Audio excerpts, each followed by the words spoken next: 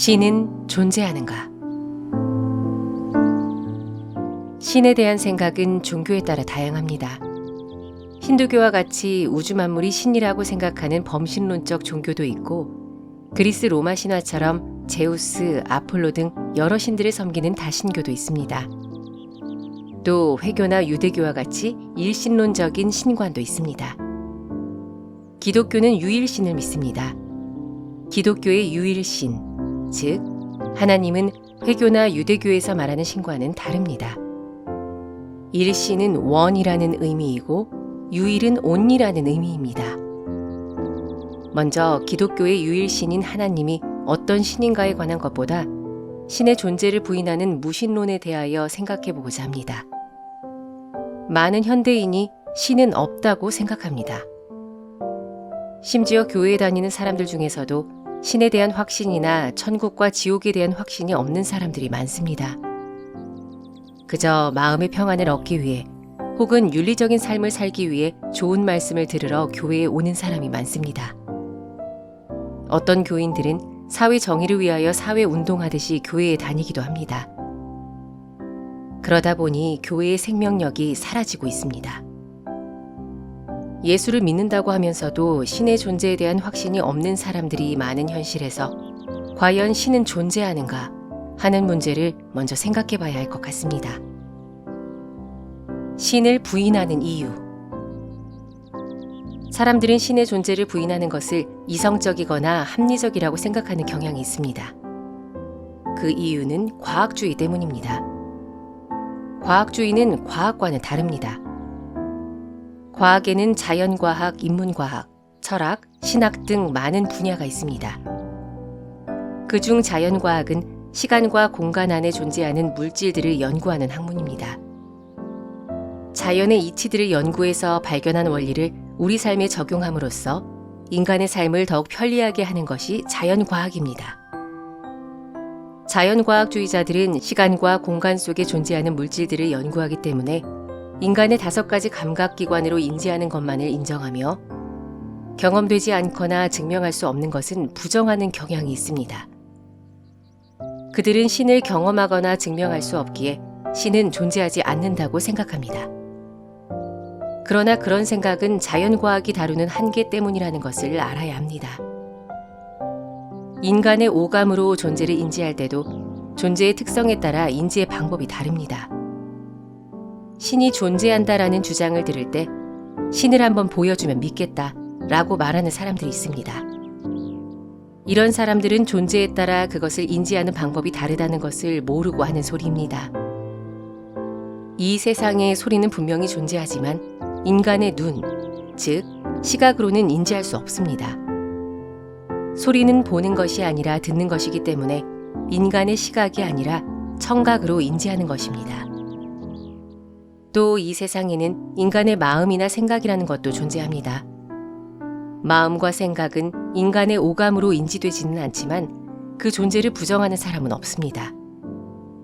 모든 것의 존재를 인간의 오감으로 인지하려는 것은 지극히 자연과학주의적인 생각 때문입니다.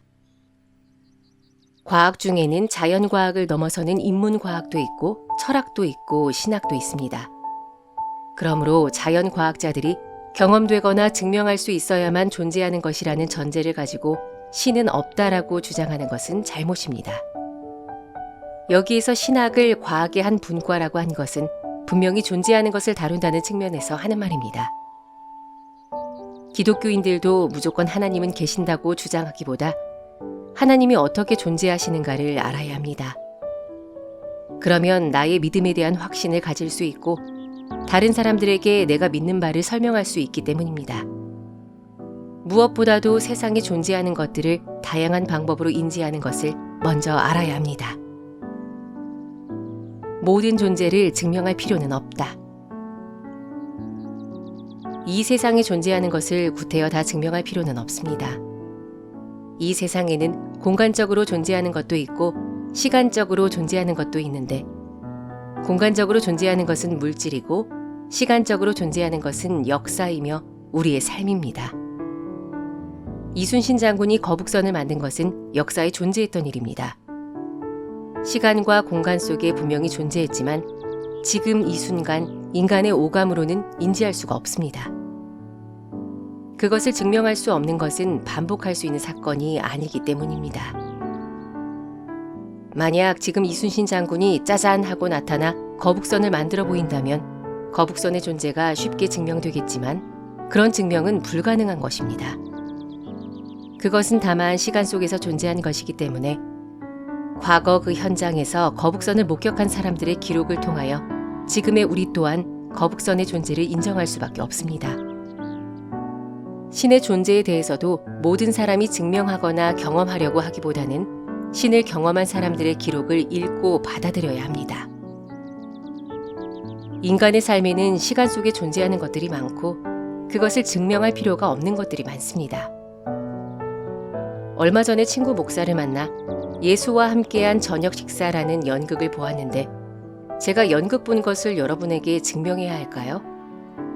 그리고 그 증명을 위하여 연극 티켓을 보여줘야만 혹은 요즘 젊은이들이 하는 방법대로 인증샷을 찍어서 보여줘야만 증거가 될까요? 많은 사람이 내가 연극을 보았다고 말로만 해도 아무런 의심 없이 제 말을 사실로 받아들이지 않습니까? 이런 것들에 대하여는 증거를 요구하지 않으면서 하나님의 역사나 존재에 대해서는 증거를 보여달라고 요구하고 또 그것을 당연시하는 사람들이 많습니다. 증명이라는 것은 반복을 통해서 이루어지는 것인데 역사나 인간의 삶은 반복되는 것이 아니기에 증명이 아니라 경험자의 경험담을 믿어야 합니다. 반복으로 증명되지 않는다고 해서 존재하지 않는다고 말할 수는 없는 것입니다. 삶의 경험도 그렇지만 물질이나 사물의 존재도 마찬가지입니다. 샌프란시스코에 금문교가 있고 북경에 만리장성이 있다는 사실을 직접 눈으로 확인해야만 믿겠다는 사람은 좀 어리석은 사람입니다.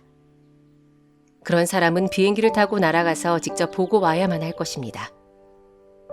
하지만 그렇게 해야만 믿는다면 얼마나 많은 시간 낭비, 돈 낭비, 에너지 낭비가 될까요?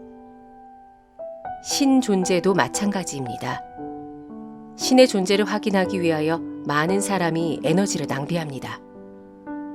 신을 경험한 선지자들과 사도들의 기록과 신이신 예수께서 인간이 되셔서 하신 말씀을 믿으면 경험도 되고 증명도 되는데 말입니다. 과거에 이순신 장군이 살았다든지 어디에 유명한 무엇이 있다는 것들을 증명하려 들 것이 아니라 자연스럽게 받아들이면 되듯이 신에 대한 것도 마찬가지입니다. 제가 1994년도에 중국의 자금성에 갔었는데 사람들이 길에 줄을 서서 도장을 받아가는 것입니다. 가이드에게 그 광경에 관해 물으니 고향에 돌아가서 자금성 방문을 자랑하기 위해 확인증을 받아간다는 것입니다. 그런 것을 보면 참 웃기는구나 생각이 들지 않습니까? 이처럼 인간의 경험이나 존재에 대해서는 증명을 요구하지 않으면서 신 존재를 증명하려는 일은 당연시하는 것이 문제입니다. 중요한 것은 신을 경험한 사람들의 경험담을 믿을 수 있는가 하는 것인데 그 문제는 차차 다루도록 하겠습니다. 믿으면 신을 경험하게 된다. 매사에 모든 것을 검토해보고 행동하는 사람은 없습니다. 밥을 먹을 때 배가 부를 줄로 믿습니다 하고 확신을 얻은 뒤에 먹습니까? 그냥 배가 부를 줄 알고 먹으면 배부른 만족을 누리게 됩니다. 그런 것들을 검토하는 사람은 이상하다고 생각하면서 정작 자신은 하나님을 믿으면 정말 기쁨이 넘치는지 미리 검토해보고 확인한 뒤 믿으려고 합니다. 그래서 많은 에너지를 낭비하는 안타까움이 있습니다.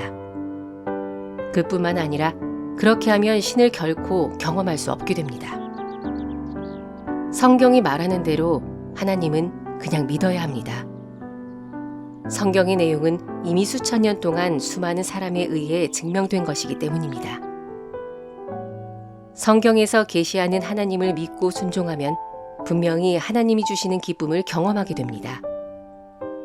모든 것을 경험해보고 믿으려는 것은 어리석은 생각입니다. 독약을 먹으면 죽는다는 것을 경험해보고 먹지 말아야 하고 보약에 어떤 효능이 있는지 증명해보고 먹어야 할까요? 그냥 독약은 안 먹으면 되고 보약은 먹으면 되는 것입니다. 하나님을 믿으면 하나님 나라의 희락을 누리게 된다는 것도 굳이 자신이 직접 검토해보고 증명이 되면 믿으려고 할 것이 아니라 자연스럽게 믿음으로 받아들이면 신앙의 선배들과 같이 하나님과 동행하는 놀라운 은혜의 삶을 경험하게 되는 것입니다. 신앙에 대한 회의적인 생각들이 도리어 신앙의 기쁨을 빼앗아 간다는 것을 알아야 합니다.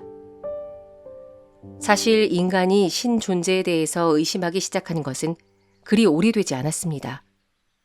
길어봐야 200년 혹은 300년 전입니다. 옛날 사람들은 신의 존재에 대해 부정한 적이 거의 없었습니다. 앞서 언급한 것처럼 범신론, 다신론, 일신론 등 신관에는 차이가 있었을지라도 신 자체에 대해서 부정한 것은 그리 오랜 세월이 아닙니다. 신에 대한 의심은 서구의 계몽주의 사조가 생기면서부터입니다. 그리고 19에서 20세기에 계몽주의 사상이 한국에 들어오면서 우리도 신에 대해 의심하기 시작한 것입니다. 옛날 사람들은 가뭄으로 인해 기우제를 지낼 때 과연 신이 있을까? 이렇게 의심하면서 의식을 행한 것이 아니라 신의 존재를 자연스럽게 또 당연하게 받아들였던 것입니다. 벼락이 치면 천벌을 받을까 겁을 내는 것이 인간의 모습이듯 인간이란 본래 신의 존재를 자연스럽게 받아들이도록 만들어진 존재입니다. 이런 것을 두고 인간은 영적인 존재라고 하는 것입니다. 그러던 인간이 어떻게 신의 존재를 의심하기 시작했습니까? 인간의 생각 속에 불순물이 들어오면서부터입니다. 그 불순물 중 하나가 계몽주의입니다. 계몽주의는 산업혁명을 일으켜 인간의 삶에 많은 유익을 주기도 했지만 한편으론 커다란 부작용을 낳기도 했습니다. 데카르트는 무엇이든지 검토해보고 믿으라라고 하였는데 사람들은 이것을 이성적인 사고의 시작이라고 생각합니다.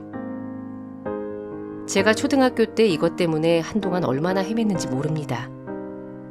2 곱하기 3은 6이라는 사실을 회의하고 의심하기 시작하니까 혼란이 생겼습니다. 2 곱하기 3은 6이라는 수학의 기본 명제와도 같은 사실을 일일이 검토하고 확인하려고 하니까 모든 기본적인 사실에 의심이 가고 혼란이 생겨 학습에 더 이상의 진전이 없고 혼란만 가중되었던 것입니다. 선생님이 2 곱하기 3은 6이라고 가르쳐 주신 것을 그냥 받아들이면 혼란이 생기지도 않고 더 빠른 진전이 있었을 텐데 의심으로 인해 오히려 모든 것이 혼란만 생겼던 것입니다. 하나님에 관한 생각도 마찬가지입니다.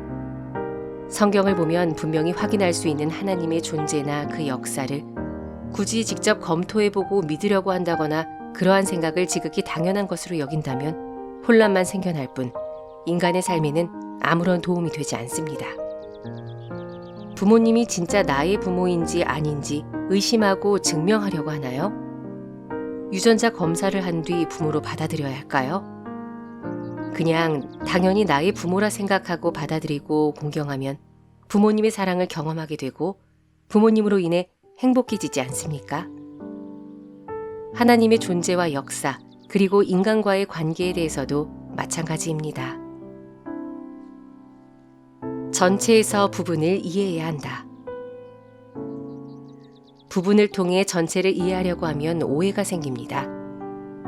제가 성경을 통독하는 이유가 이런 것들 때문입니다. 전체에서 부분을 봐야지 부분에서 전체를 보면 오해가 일어나기 때문입니다. 경험이 적고 미숙한 사람일수록 사람을 대할 때 어떤 사람은 매우 크게 여겨서 지나치게 존경하는 반면 어떤 사람은 지나치게 작게 여겨 무시합니다. 그런데 많은 경험을 해보고 또 높은 위치에 있어 보면 결국 이 사람이나 저 사람이나 큰 차이가 없다는 것을 알게 됩니다. 인간을 창조하신 하나님께서 인간을 보시면 모두가 한낱 죄인일 뿐입니다. 사실 선한 사람과 악한 사람은 각각 0%와 100%가 아니라 49.9%와 50.1%의 차이일 뿐입니다. 계몽주의자들이 신의 존재를 의심하는 것은 부분에서 전체를 보았기 때문입니다. 프로이트 같은 학자들은 심리학적인 측면에서 사회 현상을 보았는데 사람들이 천재지변처럼 인간의 힘으로 해결할 수 없는 일을 맞닥뜨렸을 때 어떻게 대처하는지를 보면서 신의 존재를 의심한 것입니다. 기우제 등의 종교적인 의식은 인간 스스로 어찌할 수 없는 일을 가상의 초월적 존재를 만들어내 해결해 보려는 시도이며, 이는 일종의 심리적인 착각이자 환상이라고 주장합니다. 한마디로 신의 존재는 인간의 심리적인 착시 현상이라는 것입니다. 그래서 이런 착각만 없애면 신이 없다는 것을 사람들이 깨닫게 된다는 것입니다. 그리고 공산주의자들은 종교를 아편이라고 합니다. 공산주의 창시자 칼 마르크스는 이 세상은 가진 사람은 더 많이 갖고 없는 사람은 조금 있는 것마저 빼앗기는 곳이어서 힘이 있는 자만이 살 수 있는 세상인데, 사람들이 이러한 세상의 고통을 현실에서 해결하기보다 피 안의 세계를 바라보며 그 고통을 합리화하려고 만든 것이 종교라는 것입니다. 그 결과 고통을 해결하려고 노력하기보다 순응하게 만들어 고통을 고착화한다고 생각했기 때문에 종교를 아편이라고 한 것입니다. 칼 마르크스의 논리로 한국의 상황을 본다면 한국의 국민소득이 연간 3만 달러이기 때문에 5인 가족의 경우 1년에 약 2억 원 정도는 되어야 합니다. 그런데 한 가정의 소득이 그만큼 되지 못한다면 다른 누군가 그것을 가져갔기 때문입니다. 그래서 어떤 사람들은 배 터져 죽을 지경이고 어떤 사람들은 배고파 죽을 지경이라는 것입니다. 이런 불합리한 현실을 해결할 능력이 없는 약자들이 하나님이 그렇게 하셨다 라고 체념하게 만들고 현실을 합리화하게 만들기 때문에 종교는 마약이고 아편이라는 것입니다. 그러므로 종교를 없애버리면 사람들이 정신을 차리고 자신의 고통을 직접 해결하려고 나설 것이며, 그러면 모두가 잘 사는 사회가 될 것이기에 이를 위해 계급투쟁을 해야 한다는 것입니다. 이것이 공산주의 혁명인데, 이러한 생각은 한 가지 현상으로 사회 전체를 관찰해 생긴 오해입니다. 사실이 아니고 진리가 아니므로 공산주의는 결국 몰락했습니다. 이들은 인간인식의 오작동이 신을 만들어낸 것이지 신이 존재하는 것은 결코 아니라고 주장합니다. 그러나 성경 본문을 보면 오히려 신의 존재를 부정한 그의 인식이 오작동된 것이라고 합니다. 그들은 부분으로 전체를 판단했기 때문에 오해가 일어난 것입니다. 본문 19절을 보겠습니다. 이는 하나님을 알만한 것이 그들 속에 보임이라. 모든 사람에게는 신에 대한 인지 능력이 있다는 말씀인데, 이를 신학 용어로 신인식이라고 합니다. 사람과 짐승의 결정적 차이는 신에 대한 인지 능력의 여부인데, 신에 대한 인지, 즉 신인식을 종교의 씨앗이라고 합니다. 아무리 미개인이라도 사람이 살았던 곳에는 제단이 있고, 아무리 미개인이라도 사람이라면 기도를 합니다. 그러나 어떠한 고등동물이라 할지라도 사람이 아닌 동물에게는 제단도 없고 기도라는 행위도 없습니다. 동물원에 가서 한참 관찰해 보십시오. 혹 원숭이가 기도하는 모습을 보거든 저도 좀 볼 수 있게 알려주시기 바랍니다. 그런 일은 있을 수 없는 일입니다. 그러니까 인간은 원숭이가 진화된 것이 아니고 원래 종이 다른 것입니다. 신이 없다 라고 하는 사람일수록 스스로 나는 동물이다 이렇게 말하는 것입니다. 반면 신에 대한 인식의 능력이 있는 사람일수록 성숙한 사람입니다. 본문은 신에 대한 인식의 오작동으로 인간이 신을 새와 동물 모양의 우상으로 바꾸었다고 합니다. 즉, 우상 숭배입니다.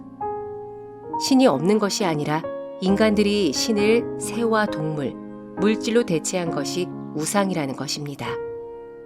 이것이 어리석음입니다. 우리의 착각이 무엇 때문이라고 했습니까? 바로 과학주의라고 했습니다. 과학과 과학주의는 엄연히 다른 것입니다.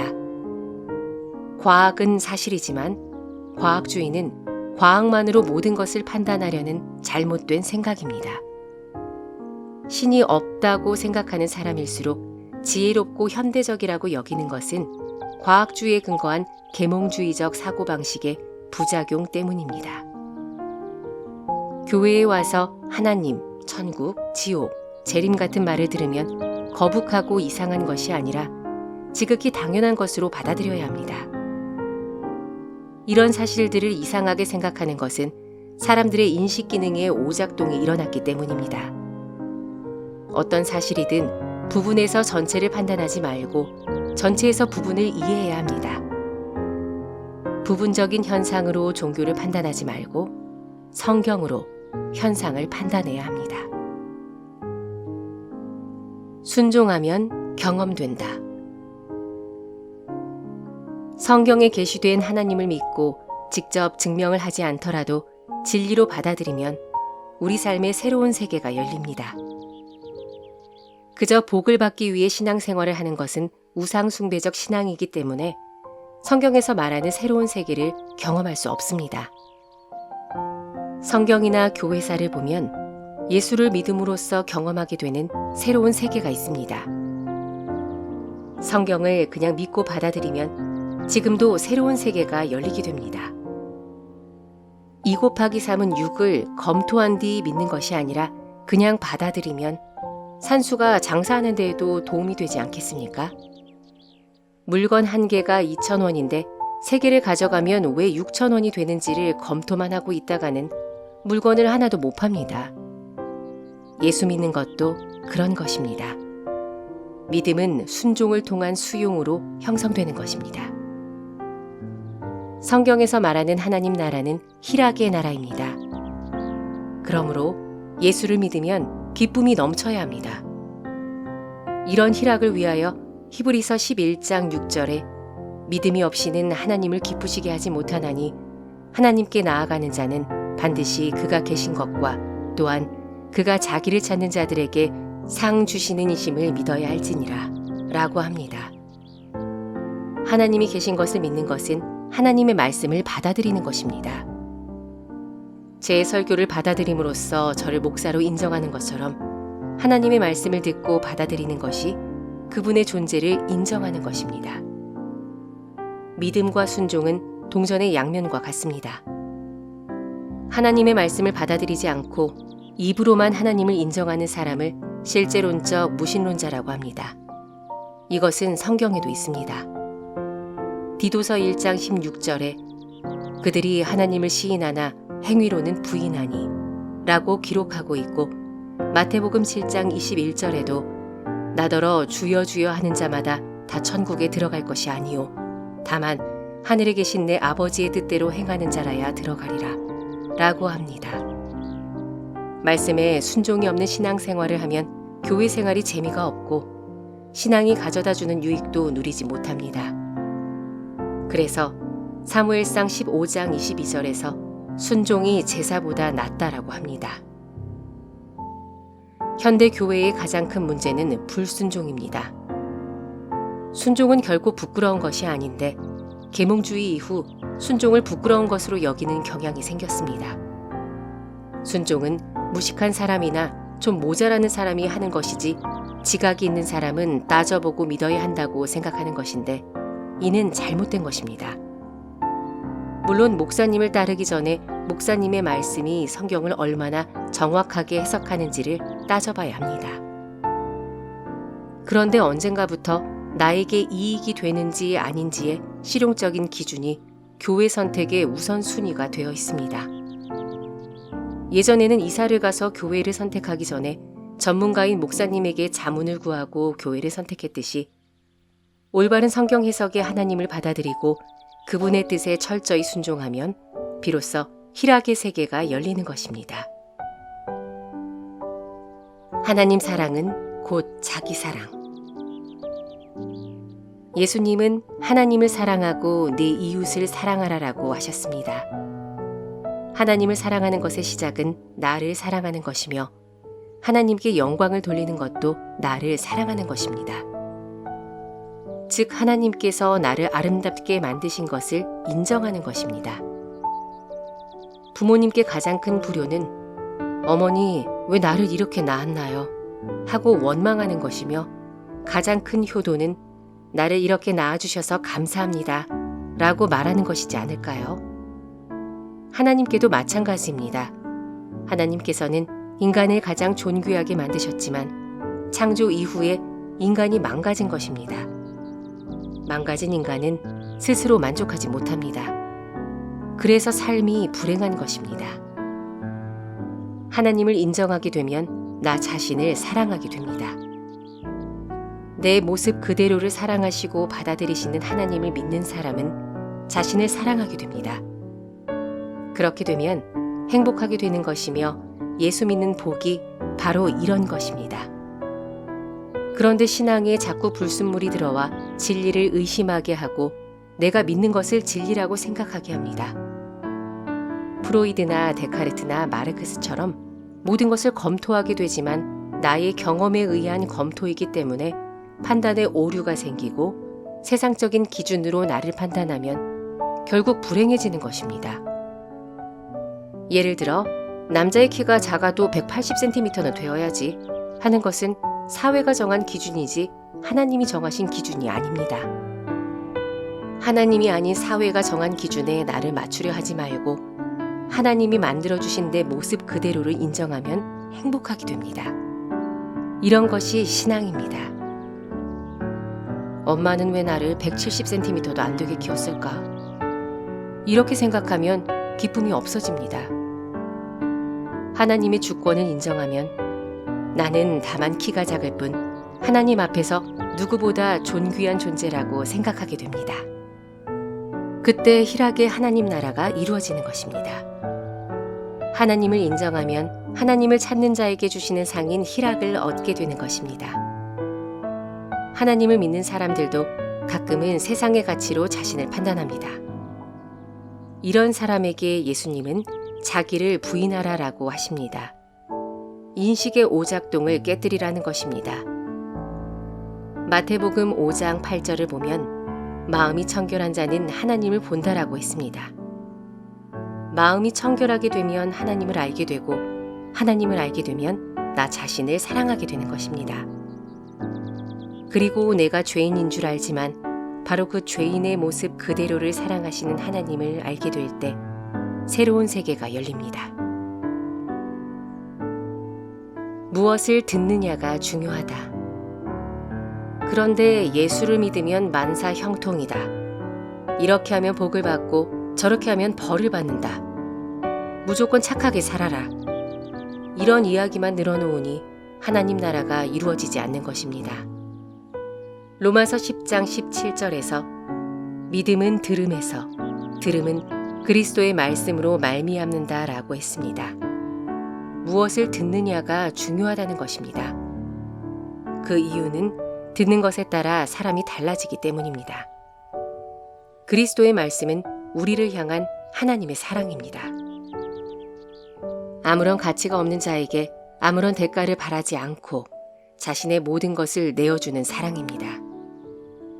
이런 하나님의 사랑을 받아들이면 하나님을 사랑하게 되고 하나님을 사랑하면 나 자신을 사랑하게 되고 자신을 사랑하면 어떤 환경에서도 기뻐하며 살게 됩니다.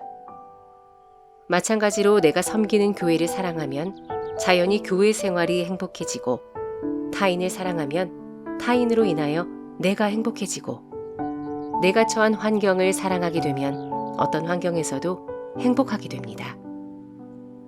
청결한 마음은 본질을 보게 합니다.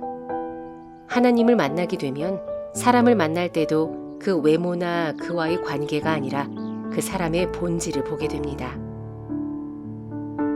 우리 목사님은 이러이러해서 좋아 라고 한다면 그 마음은 언젠가 변할 수 있습니다. 변하지 않으려면 특별한 이유 때문이 아니라 그저 목사님이기 때문에 존경해야 합니다.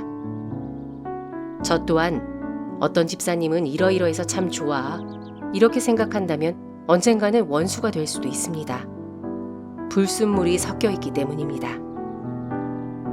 하나님을 만나게 되면 서로의 본질을 보게 됩니다. 그래서 저는 교회의 본질인 섬김이란 상대방을 나의 잣대로 판단하는 것이 아니라 있는 그대로 받아주는 것이라고 생각합니다. 우리가 계몽주의적인 사고방식과 우상숭배적인 신앙을 걷어내고 하나님을 올바로 보게 된다면 나 자신을 있는 그대로 사랑하게 되고 나아가 타인도 있는 그대로 사랑하게 됨으로써 삶이 행복해지는 것입니다. 그리고 나를 사랑하는 것은 나만을 사랑하는 것이 아닙니다. 나만 사랑하는 것은 나치즘이나 군국주의나 시오니즘이나 파시즘 같은 집단 이기의 사랑입니다. 2차 세계대전을 일으킨 일본, 독일, 이탈리아가 그런 집단 이기의 사랑이었지 않습니까? 복음은 나만을 사랑하는 것이 아니라 이웃도 나 자신처럼 사랑하는 것입니다. 나아가 내가 섬기는 내 교회만이 아니라 같은 지역에 있는 이웃 교회도 내 교회처럼 사랑하는 것입니다. 한국 교회가 불과 30년에서 40년 전만 해도 내 교회만을 사랑하지는 않았습니다. 미국 실용주의가 번영신학과 함께 한국 교회에 들어와 개별 교회의 부흥을 최고의 가치로 여기게 되었고 그 결과 내 교회만 사랑하게 만든 것입니다. 집단 이기가 강할수록 폭발력이 강한 집단을 만듭니다. 그러나 결국 스스로 분열을 초래해서 공멸하게 하는 사탄의 사랑임을 알아야 합니다. 번영신학의 결과 스타 목사님이 생기면서 교회가 브랜드화되었고 우리 교회만 생각하는 집단 이기적인 교회를 성장으로 착각하는 것이 작금의 한국 교회의 문제이지 않겠습니까? 우리 교회는 사랑하고 다른 교회는 사랑하지 않는 것은 집단 이기일 뿐이지 진정한 사랑이 아닙니다. 의지적인 신앙과 맹목적인 신앙. 하나님이 계신 것을 인정하는 것은 미개하거나 잘못된 것이 아니라 오히려 지혜로운 것이며 바른 것입니다. 그리고 하나님은 내가 직접 증명하거나 경험할 수 없더라도 그 존재를 인정하고 믿어야 합니다. 그렇다고 맹목적인 맹신을 가지라는 말이 아닙니다. 맹신은 인격적인 신앙의 반대말로 감정적인 신앙을 말합니다. 지적인 신앙도 있고 감정적인 신앙도 있고 의지적인 신앙도 있는데 한국 교회는 감정적인 신앙이나 의지적인 신앙을 좋은 신앙이라 생각하는 경향이 있습니다. 목사님이 예수 그리스도가 하나님의 아들인 것을 믿습니까? 지금 결단을 하시고 받아들이시기를 바랍니다. 라고 외칠 때 그 말에 따라 믿기로 한다면 그것은 의지적인 신앙입니다. 그리고 찬송이나 기도를 할 때 느껴지는 순간에 뜨거운 감정을 모든 것으로 생각하는 신앙도 있는데 이런 신앙은 감정적인 신앙이며 맹신입니다. 이러한 맹신은 믿음보다는 단순한 감정의 작용이기 때문에 확신을 가질 수 없는 것이 문제입니다. 그 감정이 사라지는 순간 모든 것을 의심하게 되며 그래서 감정을 되찾기 위해 기도원을 쫓아다니지만 감정 회복의 시도만 거듭될 뿐 신앙으로 인한 삶의 변화는 일어나기 어렵습니다. 예를 들어봅시다. 이순신 장군이 거북선을 만든 것은 사람들이 역사적인 사실로 인정합니다. 그런데 그것을 역사적인 사실로 인정하기 위하여 결단하는 사람이 있습니까? 학교에서 배운 대로, 책을 통해 습득한 대로 자연스럽게 받아들이는 것입니다. 또 독약을 먹으면 안 된다는 것을 직접 경험해보고 알거나 아니면 믿기 위해 결단합니까? 그냥 자연스럽게 받아들여 해를 피하는 것입니다. 만약 이순신 장군이 거북선을 만들었다는 사실을 인정하지 않으면 1억 원을 준다고 하면 그 사실을 부인하기로 결단하겠습니까? 설령 그런다고 해도 그것은 1억 원이라는 큰 돈 때문일 것입니다. 그런데 그렇게 결단한다고 정말 그 사실이 믿어지지 않겠습니까? 의지적인 결단과 본 마음과는 별개의 문제입니다. 예수 믿을 때도 이러한 사람들이 많습니다. 예수 믿으면 구원해 준다고 하니까 의지적으로 결단을 합니다. 하지만 그러한 의지적 결단의 신앙은 시간이 흐르면 흔들리기 쉽습니다. 인격적인 신앙이란 그렇다면 어떻게 해야 자연스럽게 믿어질까요? 그것은 예수님의 구원 사건을 역사적인 사실로 인정하면 됩니다. 예수님이 하나님의 아들이심을 결단을 통해서 혹은 성경에 기록되었기 때문에 무조건 믿는 것이 아니라 성경을 통해 예수님 당시의 사람들이 믿게 된 동기를 알고 믿는 신앙. 이것이 바로 인격적인 신앙입니다. 예수님은 자신을 하나님의 아들이라고 주장했지만 제자들이 처음에는 받아들이지 않았습니다. 제자들에게 예수님은 전날까지 함께 숨바꼭질하고 말뚝박기 하고 얼음땡을 하며 어울려 놀던 동네 형이었습니다. 그런 예수님이 느닷없이 자신을 하나님의 아들이라고 주장하는데 그 말이 믿어진다면 그것이 더 이상한 일이지 않습니까? 그런 제자들이 예수님을 하나님의 아들로 믿음으로써 모두 순교를 당하기까지 했습니다. 그렇다면 제자들이 예수를 하나님의 아들로 믿게 된 데에는 분명히 이유가 있지 않을까요? 그들이 믿게 된 동기를 아는 것이 신앙의 역사적인 사실을 아는 것이고 그리스도의 말씀을 아는 것입니다.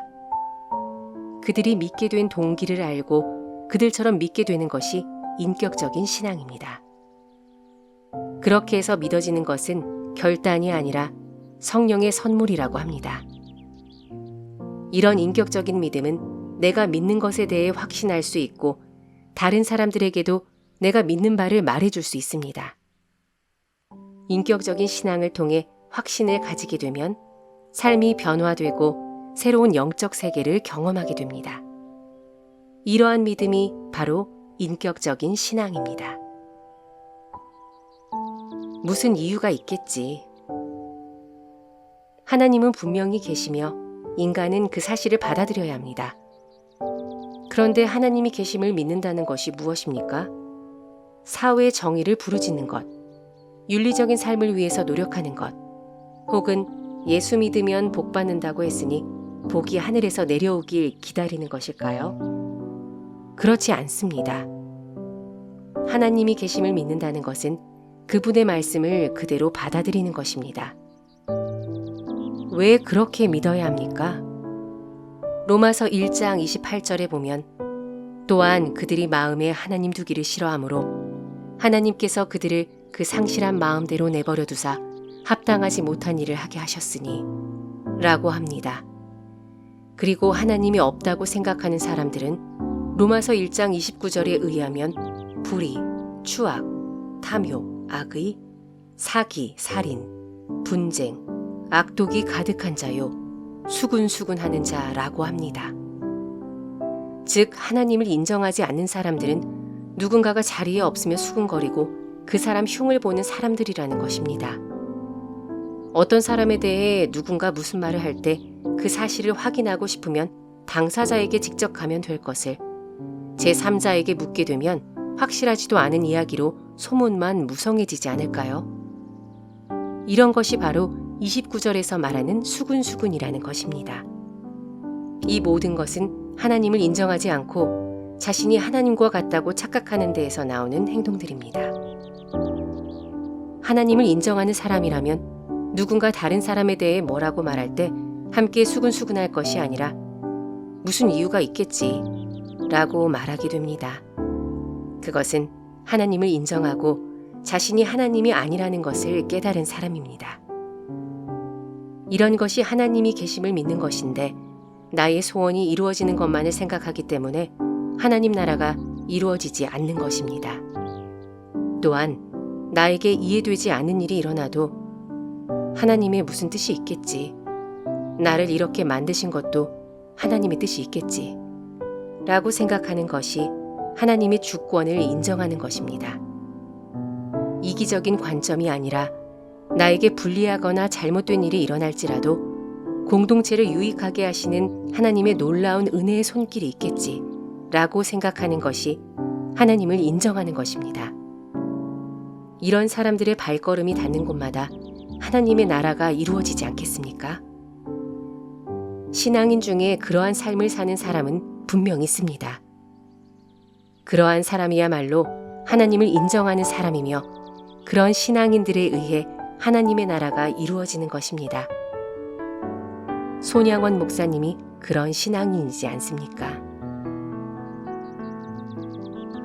진리는 아는 것이 아니라 믿는 것. 진리는 믿는 것입니다. 인간은 진리를 온전히 알지 못하며 인간이 진리를 아는 즉시 그것은 진리가 아닙니다.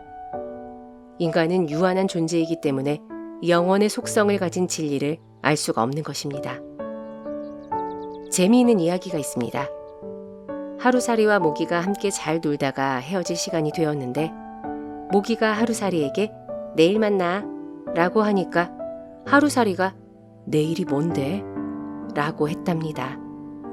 내일이 없는 하루살이는 내일이 있는 모기의 세계를 알 수 없는 것입니다. 마찬가지로 하나님은 영원하시고 무한하신 존재이기 때문에 하나님의 세계를 유한한 인간에게 이야기하셔도 인간은 모릅니다. 그렇기 때문에 인간은 진리를 믿어야 하고 수용해야 합니다. 인간이 알고 있는 진리라는 것은 진리 자체가 아니라 진리의 속성일 뿐입니다. 어떤 사람을 안다고 할 때도 그 사람의 속성을 아는 것이지 그 사람 자체를 다 아는 것이 아니지 않습니까? 여러분이 저를 안다라고 할 때도 안다라는 의미는 무엇입니까? 제 존재 자체를 아는 것이 아니라 성격이나 외모 등 일부 속성만 아는 것이지 않을까요? 목사다, 성격이 급하다, 키는 175cm다, 몸무게는 쌀 한 가마니가 넘는다. 고작 외모와 나이와 성격, 직업 정도를 아는 것뿐입니다. 신에 대한 것도 마찬가지입니다. 무신론과 유신론 중 어느 것이 진리냐 하는 것은 속성을 아는 것인데 목사들이나 예수 믿는 사람들이 다 안다고 주장하니까 문제가 되는 것입니다. 인간은 진리를 그 속성으로 진리인지 아닌지 판단할 뿐입니다. 유한한 인간은 사후세계나 신을 알 수 없으며 그것이 진리냐 아니냐는 진리의 속성으로 판단하는 것입니다. 진리의 속성에는 상관성, 보편성, 유익성 등이 있습니다. 나에게는 진리인데 다른 사람에게는 진리가 아니라면 보편성이 결여되었기 때문에 진리가 아닙니다. 또 인간에게 유익이 되지 않으면 진리가 아닙니다. 제가 신영광교회 담임으로 있을 때 어느 법사를 전도한 적이 있습니다. 불교는 윤회설을 주장하는 반면 기독교는 천국과 지옥을 주장합니다. 둘 중 어느 것이 진리인지 경험해보고 알 수는 없기에 인간은 다만 믿을 뿐입니다. 그래서 주장이라고 하는 것입니다. 그런데 어느 것을 믿어야 인간에게 유익한가는 인간이 알 수 있습니다. 윤회설이 맞는다면 목사인 저는 다음 세계에 다시 태어날 수 있으니 희망이 있습니다. 그러나 예수 믿으면 천국이고 믿지 않으면 지옥이라는 말이 맞는다면 법사에게는 큰일입니다. 지옥행이 눈에 보이기 때문입니다. 췌장한 말기였던 법사는 저의 이런 말을 듣더니 심각해졌습니다. 예수를 믿었는데 가서 보니까 천국이 없다면 본전이지만 믿지 않았는데 천국과 지옥이 있다면 자신은 지옥행이 확실하기 때문입니다. 결국 예수를 믿는 것이 훨씬 지혜로운 것이고 유익이라는 판단이 선 법사는 저의 전도를 받아들여 예수 믿고 천국 가셨습니다. 물론 죽을 때의 유익만 있다면 그것은 죽을 때만 필요한 진리입니다. 그러나 기독교의 진리는 이 세상에서의 삶에서도 유익이 됩니다. 이것은 저의 저서 인간이 바라는 천국, 하나님께서 만드신 천국에서 자세히 말하고 있습니다. 이 세상이 힘들고 어려운 이유는 사람들이 신을 믿지 않기 때문입니다. 옛날에는 사람들이 하늘 무서운 줄 알았지만 지금은 그렇지 않은 것 같습니다. 그래서 요즘 교회가 점점 설 자리를 잃어갑니다. 하나님이 계신 것을 믿는다면 우리의 언행 심사가 많이 달라질 것입니다. 하나님의 존재를 인정한다면 이 세상에 살 때도 유익이 됩니다. 죽어서 가는 천국만이 아니라 이 땅에서도 천국을 맛보며 행복하게 살 수 있기 때문입니다.